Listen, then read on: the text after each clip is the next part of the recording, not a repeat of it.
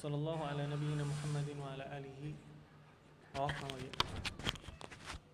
Sallallahu ala nabiyyina Muhammadin wa ala alihi wa sahbihi ajma'in. Allahumma inna nas'aluka ilman nafi'an. Allahumma inna nas'aluka ilman nafi'an wa amalan mutaqabbalan ya karim. Allahumma anfa'na bima 'allamtana wa 'allimna ma yanfa'una wa zidna ilman ya arhamar rahimin. Allahumma aftah alaina futuhal arifin. Baik, para teman-teman santri yang dimuliakan oleh Allah Azza wa Jalla, alhamdulillah pada malam hari ini di pertemuan perdana setelah sebelumnya ada hal-hal yang tidak bisa ditinggalkan sehingga belum bisa dimulai di minggu-minggu ke belakang. Tapi ini teh sebetulnya kita tuh mau belajar apa katanya? Mau Bulughul Maram atau mau Arba'in, mau Umdatul Ahkam, mau gimana ini teh? Hah? Soalnya kan kemarin ada yang usul apa? Soalnya kan barusan dia bilang Arba'in. Ketika saya kemarin nih Ustaz Iwan, Ustaz Bulugh ya, Bulughul Maram lah. Jadi bagaimana ini? Nah, jadi Bulugh berubah. Atau mau dirubah lagi opsi ketiga, Umdatul Ahkam. Taib, ala kulli hal. Taib, kita coba aja lah baca ya. Jadi, taib. Sini ada yang sudah hafal Arba'in Nawawinya? Belum? Oh, nggak apa-apa. Orang-orang fokus ngafalin Quran kok. Santai aja. Taib, sebentar, filenya dicari dulu.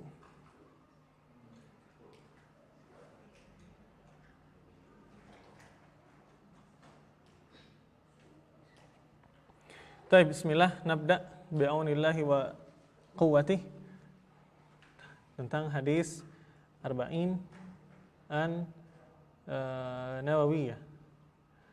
Taib. Sebentar.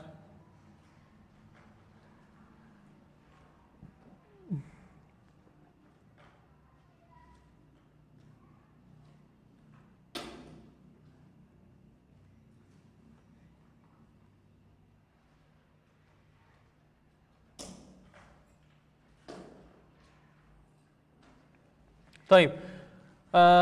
Kita akan mulai ya dengan Arba'in saja sebagaimana yang sudah sebagaimana sudah kalian tahu supaya tidak kaget. Taib, dan Arba'in ini kalau dikatakan Arba'in, apakah dia buku hadis? Jawabannya adalah ya. Arba'in ini adalah salah satu bentuk buku hadis, bentuk model tulisan gitu. Jadi buku-buku sumber hadis itu dia banyak ragam model isinya, ya. Jadi ada buku hadis itu yang dia itu dikatakan musnad atau masanid, ya. Ada yang lagi dikatakan buku hadis itu namanya jawami'. Ada yang lagi buku hadis yang dinamakan musannafat dan seterusnya. Nah, jadi buku hadis itu banyak sekali ragamnya. Secara tidak langsung buku hadis itu terbagi dua secara ringkasnya. Satu adalah buku hadis yang musnadah, itu yang secara umum ya, itu musnadah. Dua, buku hadis yang goiru musnadah. Nah, apa itu buku hadis yang musnadah? Buku hadis yang musnadah itu adalah Allah barik fik, jazakallahu khairan. Apa itu buku hadis yang musnadah? Buku hadis yang musnadah itu adalah buku-buku hadis yang isi hadisnya atau yang hadis-hadis tertulis atau hadis-hadis yang tertulis di dalamnya itu berisi hadis-hadis lengkap dengan sanadnya. Nah, nanti buku musnadah ini banyak lagi cabang-cabang turunannya. Begitu. Cuman ini pembagian secara umum gitu ya. Kemudian para ulama juga membuat buku hadis, ada bagian yang kedua atau jenis yang kedua.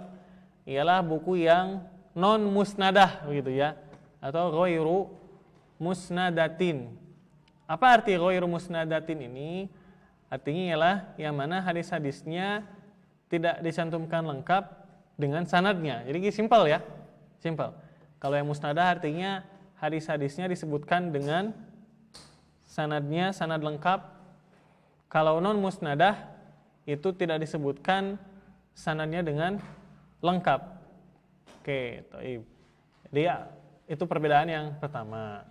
Kemudian buku musnadah itu sanadnya dari sanad yang lengkap itu yang dimaksud dari mana, dari siapa begitu.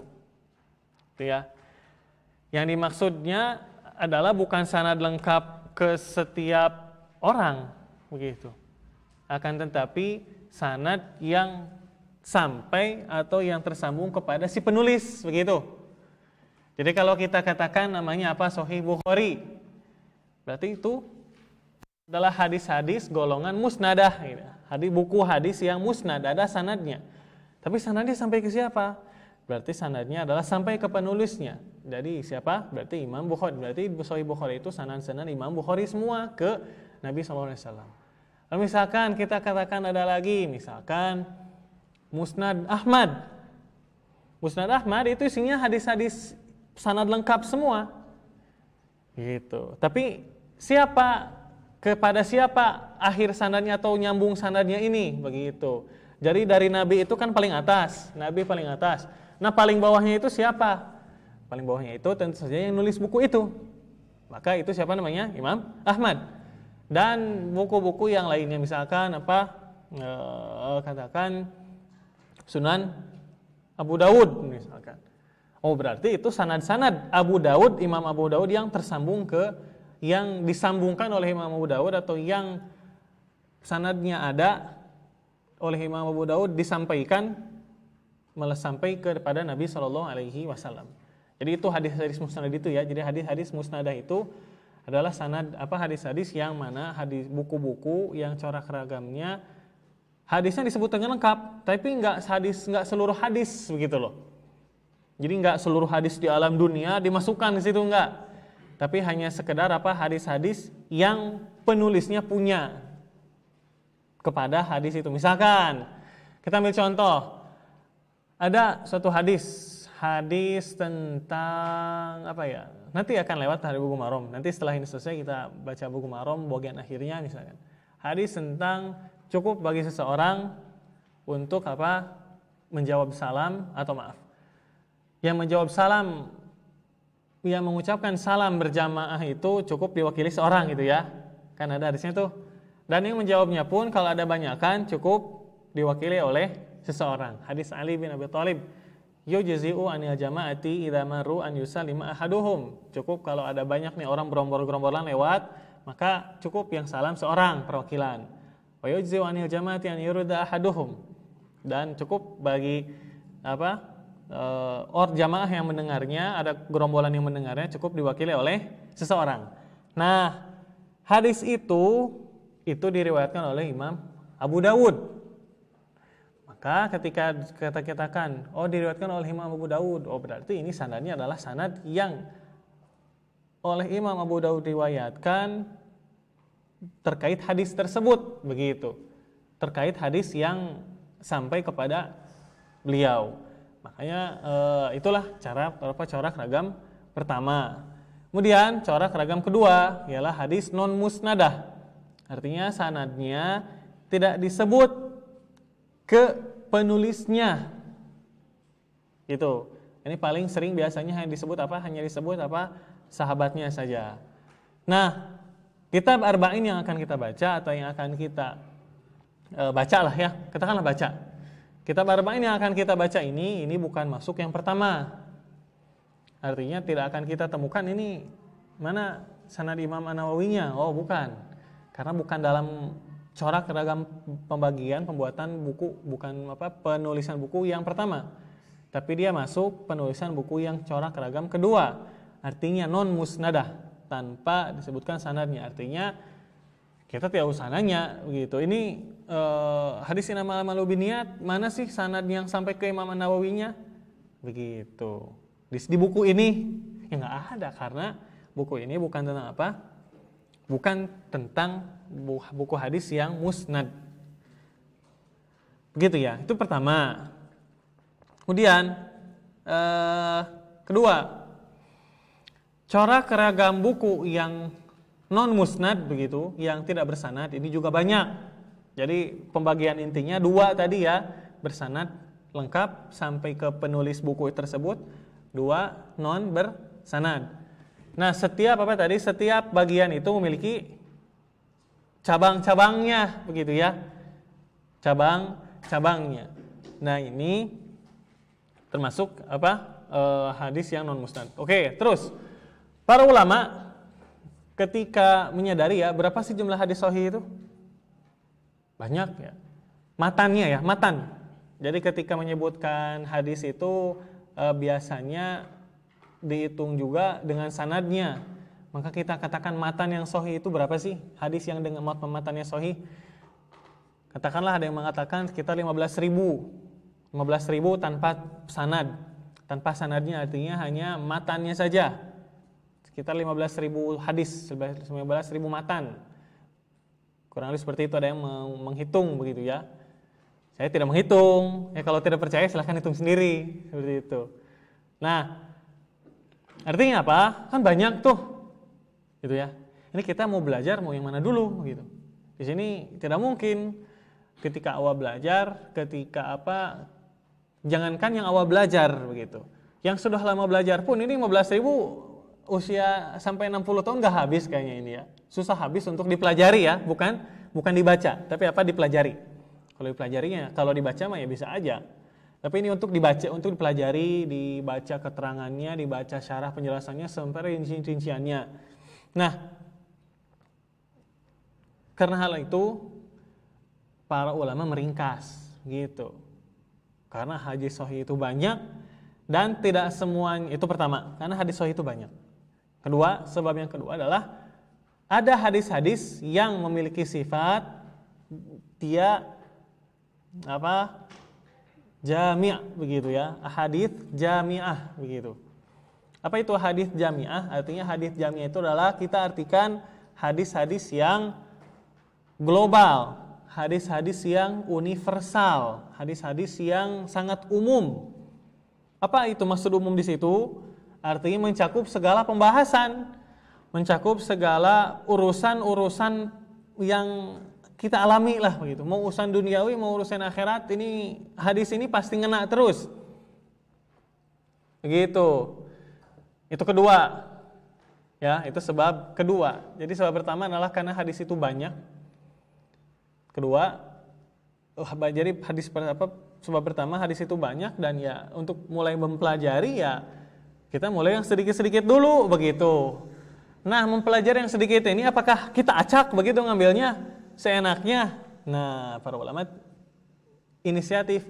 Ternyata di sekian belasan ribu hadis itu ada hadis-hadis yang sifatnya jami'ah. Hadis jami'ah. Maka ini dikedepankan untuk dipelajari duluan gitu maksudnya.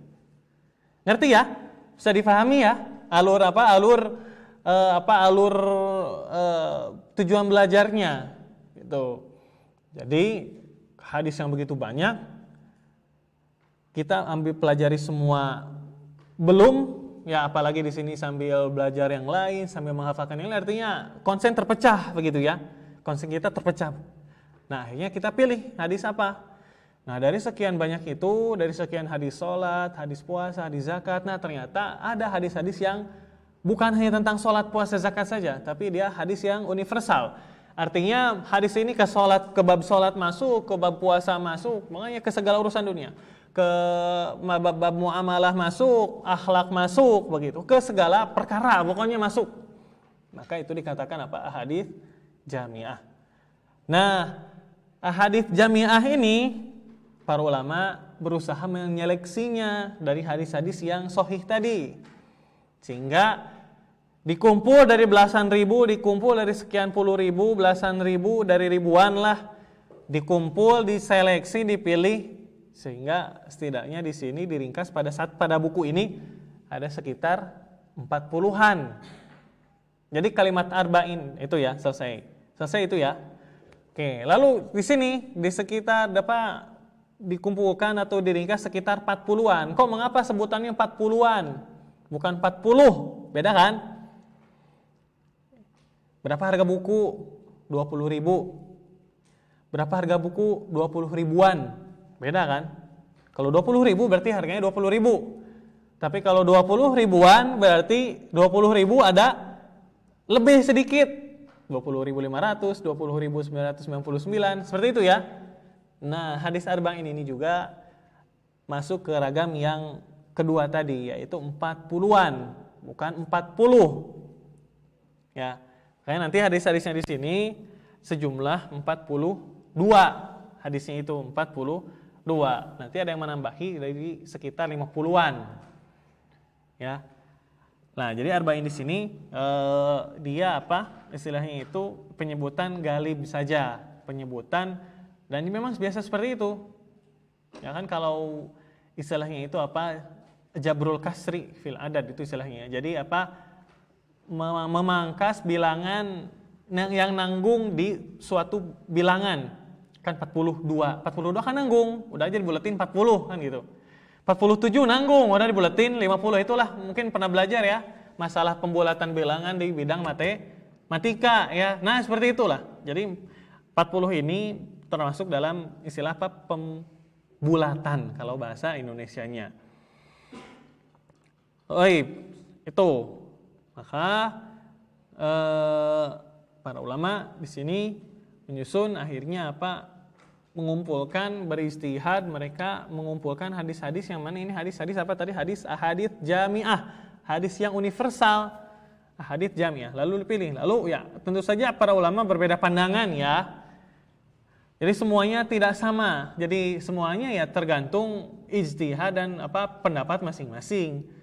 Jadi nanti kalau misalnya katakan kita nemuin arba'in yang lain, tapi hadisnya beda dengan arba'in Nawawi, ya tidak usah ribut. Tidak usah, wah ini masalah, tidak. Karena apa? Setiap penulis punya pendapat, setiap penulis punya apa? Opini, punya ide sendiri begitu ya. Maka ya itu merupakan hal yang wajar lah di dalam apa? Penulisan. Oke. Lalu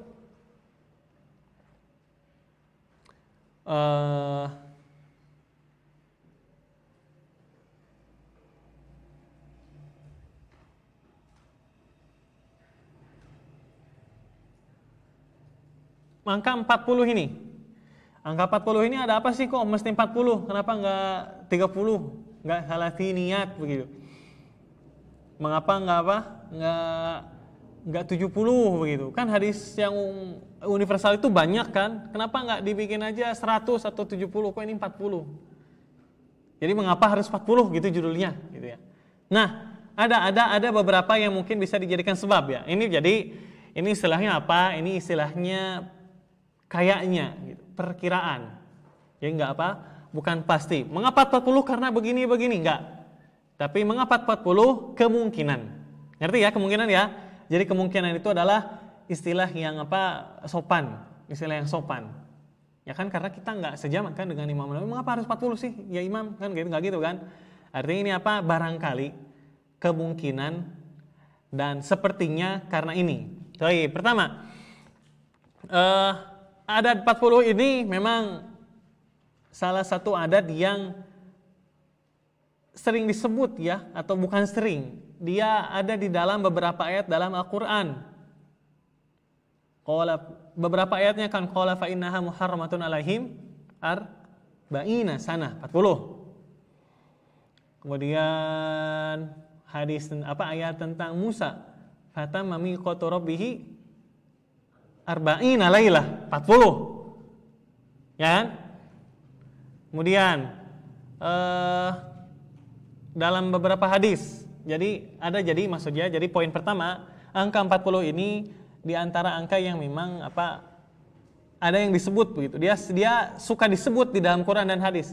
Dalam hadis misalkan contohnya ada suatu hadis tentang sholat jenazah. Hadisnya adalah tidak ada seorang jenazah pun yang meninggal lalu ia disolatkan oleh 40 orang yang semuanya yasyhaduna atau yaqulun la ilaha illallah la yusyrikuna billahi syai'an. Orang mukmin maksudnya. 40 orang mukmin semua tidak berbuat syirik, maka itu jadi syafaat bagi mayit tersebut. Nah, kan 40. Ini kok harus 40? Itu satu ya. Kemudian masalah apa? Masalah Jumatan. Ada mazhab yang mengatakan Jumatan itu minimalnya harus 40. Oh, 40 begitu ya.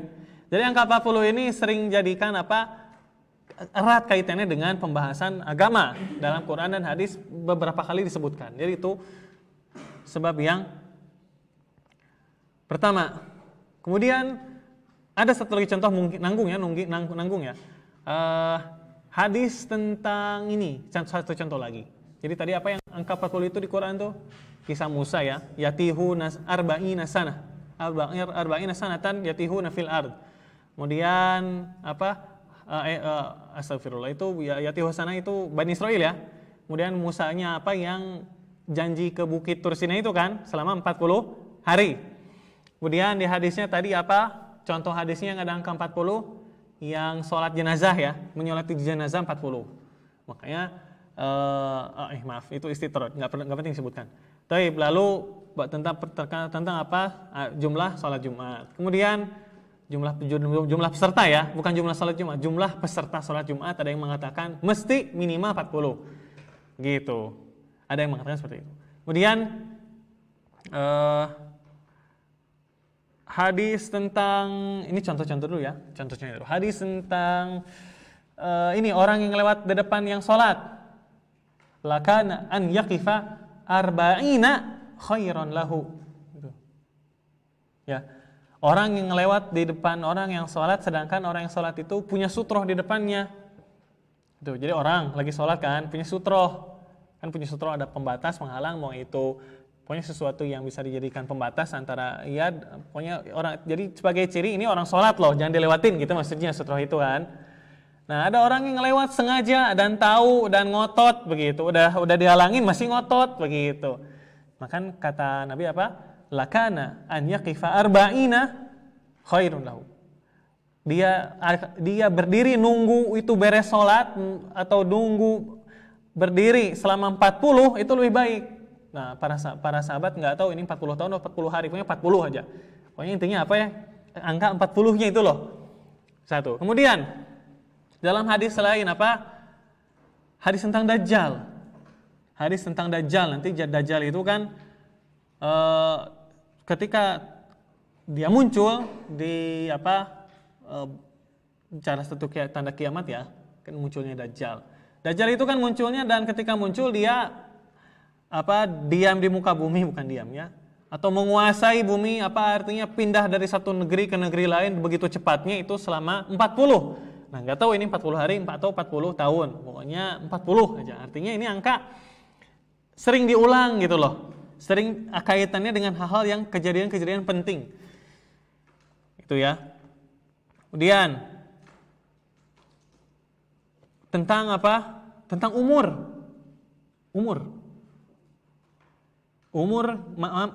usia matang, usia yang mana itu usia sudah paling mantap itu di 40 tahun. Makanya di sini Umar bin Abdul Aziz mengatakan tamat hujjatullah ala ibnil arba'in. Kata Ibu Umar bin Abdul Aziz, sungguh telah tegak hujjah keterangan dari Allah Azza wa Jalla, artinya bagi orang yang sudah 40 tahun. Artinya ini orang udah 40 tahun masa masih gini-gini aja gitu kan. Dan dalam hadis-hadis yang lain dalam beberapa keterangan yang lain 40 itu adalah usia yang begitu penting begitu ya. Yaitu beberapa contohnya. Jadi kesimpulannya atau bisa diringkaskan angka 40 ini sering diulang dalam perkara-perkara penting di dalam urusan agama, baik di Quran maupun di hadis nabawi. Jadi itu salah satu contohnya ya. Maka ya para ulama dari sini sepertinya ngambil dari situ, ngambil angka 40. Jadi mengapa harus 40 dari situ? Seperti itu ya. Oke. Terus harus 40. Terus adatnya 40-an, udah ya. Kemudian udah lagi ya, udah azan lagi. Baik. Majelis kita majelis ringkas aja ya, artinya tidak perlu sampai 1 jam full ya. 30 menit, 40 menit majelis santai begitu ya. Baik. di sini tentang orang yang pertama menulis arba'in ini. Orang yang pertama menulis arba'in. Orang yang pertama menulis arba'in ini adalah Abu Abdurrahman Abdullah bin Al-Mubarak. Oh, Ibnu Mubarak ternyata. Jadi Ibnu Mubarak ini kan wafat pada tahun 181 kalau tidak salah. Berarti ini udah sejak lama ya. Tradisi Tradisi mengumpulkan hadis itu sesuai dengan angka sejumlah 40 hadis. Ini sudah dimulai sejak lama. Jadi itu Abu Abdurrahman Abdullah bin Al-Mubarak. Kemudian ada lagi diantaranya adalah Imam Hakim. Jadi kan itu Imam Hakim An-Naisaburi, penulis hadis Mustadrak, itu wafat pada tahun 405. Artinya ini bukan sesuatu yang baru begitu ya. Ini bukan sesuatu yang baru, bukan di zaman Imam An-Nawawi. Kan Imam An-Nawawi wafat pada tahun 676. Nah, jadi bukan sesuatu yang baru begitu. Bukan ide yang baru. Bukan sesuatu yang asing ya. Jadi banyak. Kemudian ada satu lagi adalah Abu Nu'aim Al-Asfahani atau Al-Asbahani. Jadi saya kasih contoh 3. Siapa sih ini pendahulu sebelum Imam Nawawi yang mengumpulkan hadis-hadis arba'in? Yang mengumpulkan hadis sejumlah 40-an. Siapa sih? Pertama diantaranya Ibnu Mubarak, itu 181. Contoh kedua adalah Al-Hakim tahun 405. Contoh ketiga adalah siapa barusan? Abu Nu'aim, wafat pada tahun 430 Hijriah. Baik. Oke, kita akan akhiri pertemuan kali ini dengan pembahasan sebab. Jadi kan tadi sudah ya mengatakan penulisan hadis, buku-buku hadis macam-macamnya ya. 1, 2 jumlah hadisnya. Kemudian apa lagi? Mengapa harus 3? Mengapa harus 40? Bukan mengapa harus ya. Mengapa 40 begitu kan? Keempat, siapa pendahulunya kan gitu ya. Jelas ya. Maka yang kelima, alasan motif atau hadis-hadis yang sering dibikin 40 ini hadis apa begitu. Oke. Artinya ini bisa dikatakan ragam atau macam-macam atau tujuan mengumpulkan 40 hadis atau gimana ya? Kasih judulnya ya. Gimana, ada saran? Jadi hadis-hadis 40 ini dia ada yang mengumpulkannya tentang satu poin, tentang bab yang lain, tentang hukum, tentang ibadah, tentang akhlak. Jadi seperti itu. Jadi atau tema ya, katakan ya, tema lah. Tema-tema yang sering diringkas menjadi 40, itulah. Itu ya, tema-tema yang sering diringkas atau sebab tema yang menjadi tujuan peringkasan mengapa jadi 40 hadis begitu. Itu tema ya. Jadi tema-tema yang sering dijadikan tujuan meringkas. Supaya apa tadi tujuan meringkas itu? Supaya mudah dipelajari, dihafalkan, difahami, diamalkan, itu awalnya ke situ, mempermudah. Thaib. Yang pertama, 40 ini ada yang ragamnya ya. Pertama, ada yang mengumpulkan 40-an ini ya, hadis arba'in ini, 40-an ini terkait tentang tauhid, tentang sifat, tentang asma, tentang sifat Allah ya, lebih itunya. 1. Kedua, ada 40 atau arba'in ini ada yang tema ya. Temanya ini 40 hadis inti tentang ahkam, tentang hukum. Tentang hukum apa secara umum. 3, contoh maragam ketiga, ada yang mengumpulkan macam-macam 40 ini dengan ragam temanya adalah tema hadis-hadis ibadah. Jadi pertama tauhid, ahkam, ibadah. Tema keempat ada yang menulis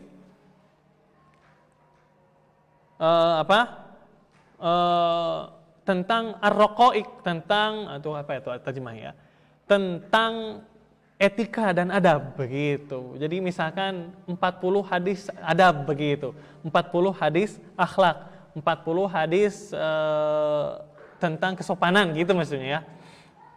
Itulah ringkasnya, di antaranya di sini ada beberapa ya, ada lebih dari 6 disebutkan. Jadi kita tidak sebutkan semuanya, hanya sebagai apa? Tamtsil atau contoh. Jadi itu beberapa tema atau model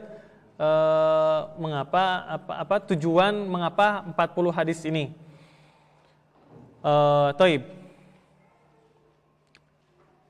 Itu tadi saya bilang sudah terakhir ya.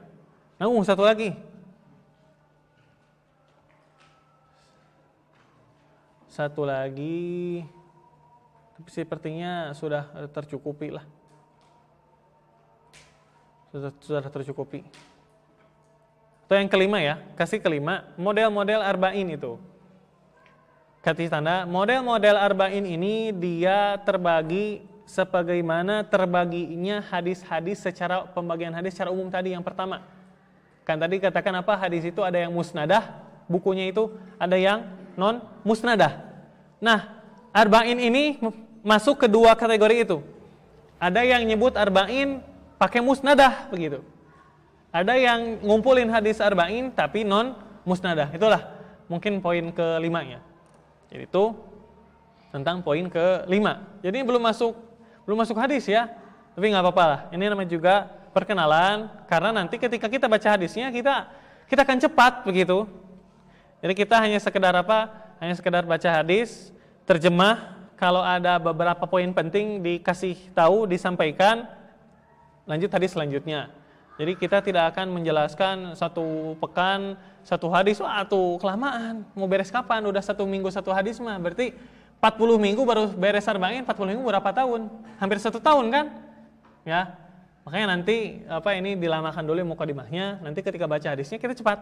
Kita cepat itu artinya sehari baca 5 hadis, baca 6 hadis, baca 7 hadis, berarti kita sebulan selesai. Kalau udah selesai, gimana? Balikan lagi, ulangi lagi, nanti syarahnya diperpanjang, takliknya diperpanjang, terus saja seperti itu. Ya, belajar seperti itu ya. Jadi dengan cara mengulang-ulang sesuatu yang sama. Seperti itu. Oke. Kita cukupkan pertemuan pada malam hari ini sampai situ saja dahulu. Jadi poin pertama, ragam corak penulisan hadis ya. Ada yang musnad dan non musnadah. Kedua, apa tadi kedua tuh? Apa? Sifat-sifat hadis. Oh, mungkin tiap orang berbeda ya. Tiap orang berbeda nulisnya. Tapi yang saya ingat saja, ragam pembuatan buku-buku hadis. Ada yang musnad, ada yang non musnad. Itu yang saya ingat saja. Yang kedua adalah penulisan atau tujuan arba'in itu ya, tadi meringkas, mempermudah tujuan arba'in. Ketiga, mengapa harus arba'in, mengapa harus 40. Keempat, siapa atau contoh-contoh orang yang menulis arba'in, bukan hanya di Imam Nawawi saja, tapi sebelumnya juga sudah, yaitu Ibnu Mubarak wafat pada tahun 181 sudah menulis arba'in ini. Kemudian yang kelima, hadis arba'in atau buku-buku arba'in ini dia ngikut ke pembagian yang pertama, ke poin yang pertama. Artinya arba'in ini ada yang bersanad dan ada yang tidak bersanad. Dan arba'in Nawawi yang kita baca itu masuk ke dalam poin arba'in yang tidak bersanad. Baik, mungkin sekian yang bisa saya sampaikan. Mudah-mudahan jadi tambahan wawasan, tambahan informasi, sebuah maklumat yang segar gitu ya, di samping upaya usaha kalian yang begitu luar biasa menghafal, murojaah, ya mudah-mudahan jadi selingan informasi yang mendinginkan kepala ya. Jadi saya tidak mau ketika belajar arba'in ini malah makin pusing begitu, atau malah beban, tidak ya. Jadi saya ingin ini jadi suatu tasliyah atau jadi hiburan, bukan tapi hiburannya ini dapat pahala loh ya. Ya, kalau ya jadi hiburan dalam arti hiburan artinya sesuatu yang ringan, sesuatu yang mudah dicerna, sesuatu yang mana kita nggak perlu mikir susah. Oke. Mungkin sekian untuk pertemuan pada malam hari ini. Mudah-mudahan apa yang saya sampaikan atau apa yang disampaikan pada kesempatan kali ini ada manfaat, menjadi tambahan wawasan, tambahan informasi bagi teman-teman sekalian, dan tentu saja atas kekeliruan yang keluar dari lisan saya mohon maaf. Tentu saja itu murni dari saya selaku manusia, dan apa yang betul, apa yang benar itu berdasarkan pengajaran dan berdasarkan Allah Azza wa Jalla. Taib, subhanakallahumma wa bihamdika asyhadu an la ilaha illa anta astaghfiruka wa atubu ilaik. Assalamualaikum warahmatullahi wabarakatuh.